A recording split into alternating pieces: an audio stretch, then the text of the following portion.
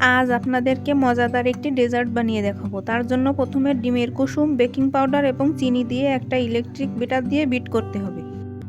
ভালোভাবে বিট করা হয়ে গেলে এখন এর মধ্যে তেল, লিকুইড দুধ, ময়দা এবং গুঁড়া দুধ দিয়ে আবারও বিট করতে হবে। অন্য পাত্রে ডিমের সাদা অংশ এবং চিনি দিয়ে আবারও বিট করে নিচ্ছি।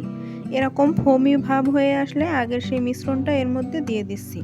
তারপর হালকা হাতে ভালোভাবে মিশিয়ে নিতে হবে। তারপর একটা মোল্ডে দিয়ে এভাবে সমান করে বেক করে নিতে হবে।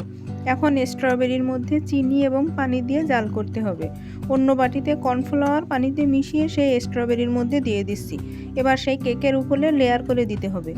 এবার ক্রিমের মধ্যে গুঁড়া দুধ দিয়ে আবারও বিট করতে হবে। যখন এরকম হয়ে আসবে তারপর সেই স্ট্রবেরির লেয়ারের উপর দিয়ে দিচ্ছি।